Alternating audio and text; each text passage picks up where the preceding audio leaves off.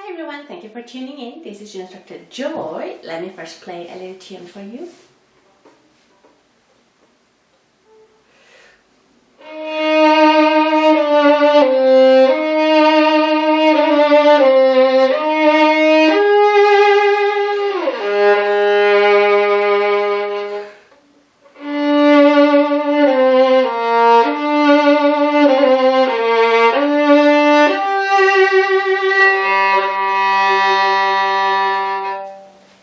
This was a little beginning of Dvorak's piece, the songs my mother taught me.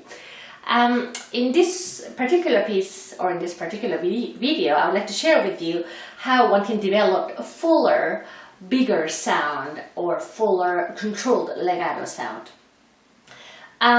When we reach certain level, first, when you're completely new for the violin playing, we learn how to focus the bow to keep in a specific spot, which is in between the bridge and the fingerboard.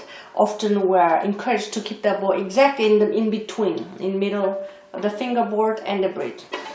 And then once you pass that one, I see a lot of my like intermediate level students having a hard time to developing further into fuller sound.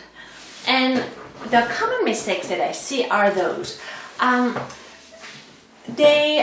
When you're new to violin playing, we often just play upper half bow because that's a bit simpler and easier. But once you pass that level, you want to try to use the whole bow.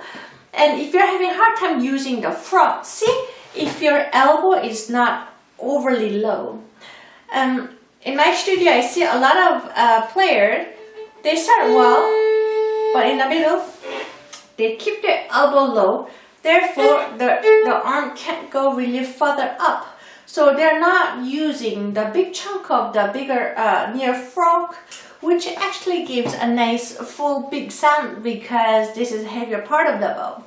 If that's the case, just knowingly stop when you go through halfway of the bow, and then check if your elbow is high enough.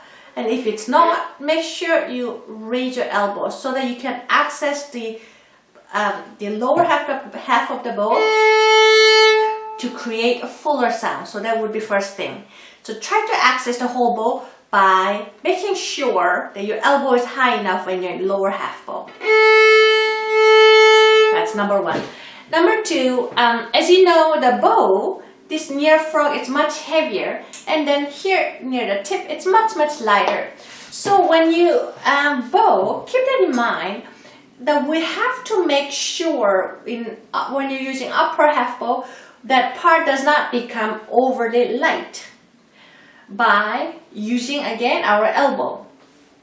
So we start from the frog, and if we do nothing, just let the bow continue. And it gets super light because that's just lighter part of the bow. And in order to have continuous, fuller or bigger sound, you must raise your elbow so that you can apply the weight of your arm onto your bow, like this. And halfway, then see if you can raise your upper arm a little more than that you did, so that you can make the bow heavier. Again. Raise your elbow a bit higher. What it does is by raising your elbow, you're allowing the weight of your arm to go applied through your index finger, right? So make sure you have that connection. If it's anywhere bent, and it's not gonna be carried the weight of the arm. Just like a hose, you know, make sure if you have a water hose, if you want to get water from point A to point B, make sure the whole hose is nice and straight. So same idea goes also applying the weight of your arm. You want apply the weight of your arm onto your bow to make sure the line stays open. Nothing should be bent or nothing should be curved. Yeah, like that, so that you can carry the weight. So now, second one would be when you're using upper half bow, raise your elbow even more so that you can make the upper half bow heavier. And then the last one, common mistake that I see is that a lot of violinists get very comfortable keeping the bow near the fingerboard. because of that, that's very flexible part of the string. That's where the soft sound works very well. But if you want to have a fuller sound, that just does not have enough tension on the string. So you want to place the bow closer to the bridge where the string is really tense. Yeah. And then see if you can also flatten all the bow here so you have access of whole bow.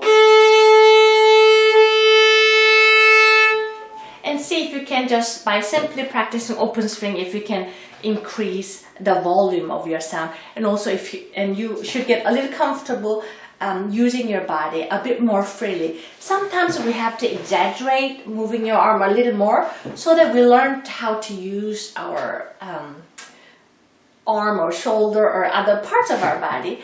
But whatever it works, you want to for sure exaggerate a bit so that you can have access of the weight of your arm or even a shoulder. Yeah, I hope you can try that on yourself, and I wish you a happy practicing. Thank you for watching. Hope to see you again. Bye bye.